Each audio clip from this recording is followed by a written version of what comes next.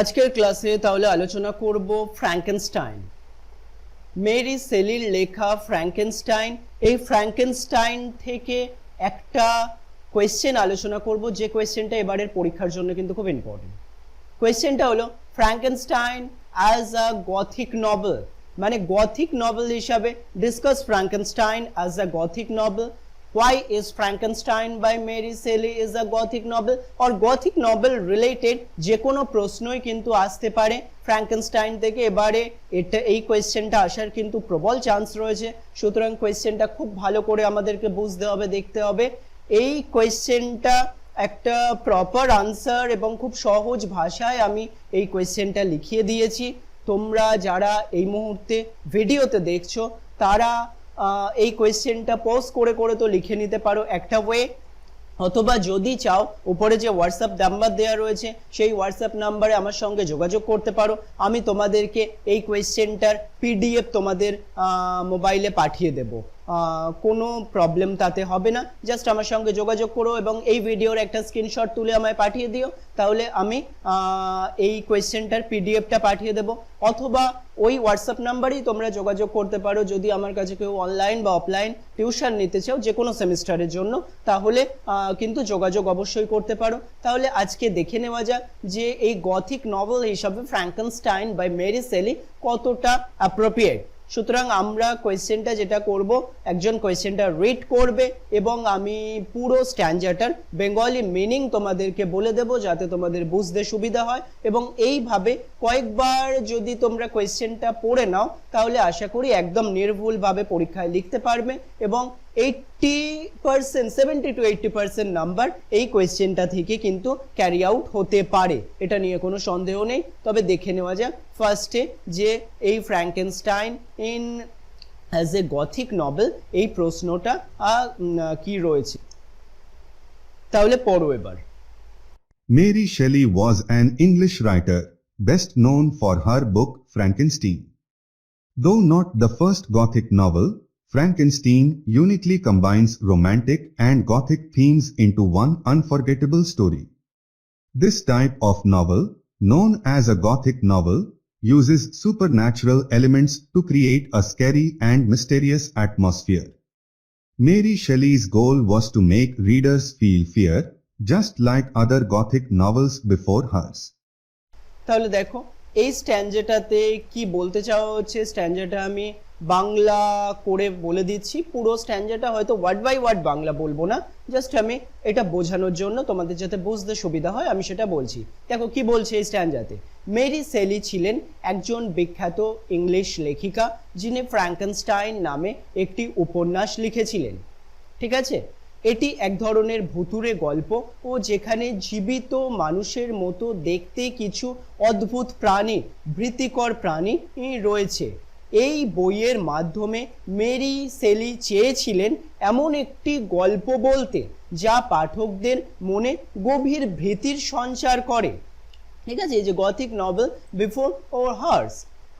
চলো সেকেন্ড স্ট্যান্ডার্ডটা তাহলে রিড করো, দেখে নেওয়া যাক কি রয়েছে। Read.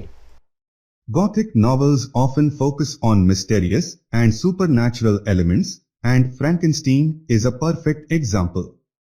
Victor Frankenstein, the main character, uses strange scientific methods to create his creature from body parts collected from various people. His experiments are mysterious and secretive, using new and unfamiliar technologies to bring life back to the dead. Mary Shelley does a fantastic job of making this strange science believable and frightening. She uses a concept that is both creepy and suspenseful. In fact, when her friend Lord Byron first heard the story, he ran out of the room in fear. চলো দেখে নেওয়া যাক তাহলে এই স্ট্যান্ডাটায় কি বলা হলো। Gothic উপন্যাসে প্রায়শই ভূত, প্রেত, অজানা এবং রহস্যময় জিনিসের বর্ণনা থাকে। ঠিক আছে, ফার্স্ট লাইনে যেটা বলা হচ্ছে ফ্র্যাঙ্কেনস্টাইন ইন গল্পটি এই রকম যেখানে ভিক্টর ফ্র্যাঙ্কেনস্টাইন নামের এর চরিত্রটি মৃতদেহের বিভিন্ন অংশ দিয়ে একটি প্রাণী তৈরি করেন। মৃতদেহের বিভিন্ন অংশ দিয়ে তিনি একটি প্রাণী তৈরি করেন। তার পরীক্ষাটি খুবই গোপন এবং বৈজ্ঞানিক দিকটি খুবই রহস্যময় ছিল। তার এই পরীক্ষার ফলস্বরূপ তৈরি হওয়া প্রাণীটি এতটাই বেশি ভয়ঙ্কর ছিল যে তাকে দেখে তার বন্ধু লর্ড বায়রন সে পর্যন্ত পালিয়ে মানে ran out from in fear, মানে ঘর থেকে পালিয়ে চলে গেছিল। নেক্সট স্ট্যান্জাটা তাহলে দেখে নেওয়া যাক, দেখো পড়ো। Gothic novels are also known for using spooky settings to build an atmosphere of fear and panic. You often find dark castles, abandoned buildings, and lonely landscapes far from human civilization in these stories. In Frankenstein, Mary Shelley sets the story in various parts of Europe, like Switzerland and Germany.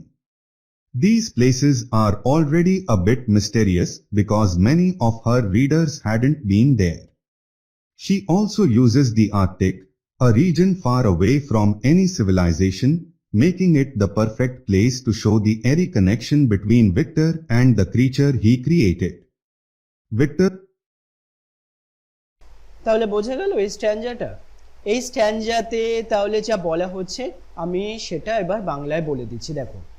Gothic উপন্যাসগুলো ভয় এবং আতঙ্কের একটা আবহাওয়া তৈরির জন্য গল্পের স্থানগুলো সাধারণত অন্ধকার, পরিত্যক্ত, দুর্গ বা নির্জন জায়গায় দেখানো হয়, ঠিক আছে।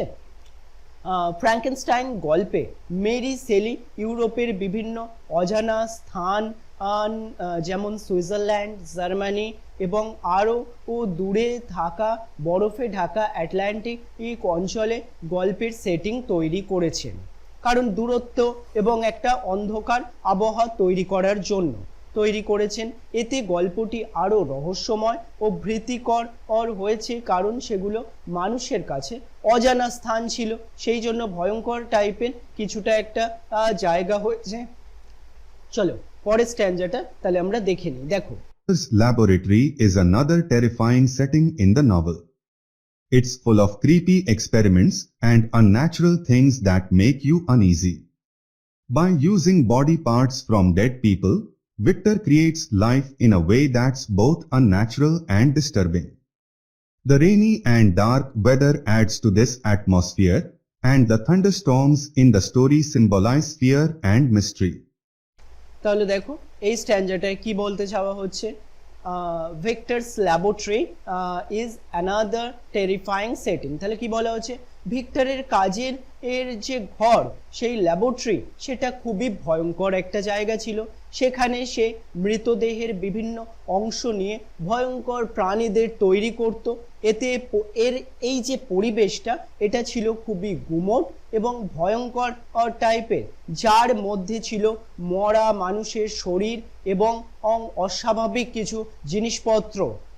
আকাশে মেঘ আর বজ্রপাতে আরও ভয়ের সৃষ্টি করত, মেঘ বজ্রপাত যখন হতো ভয়ের সৃষ্টি করত।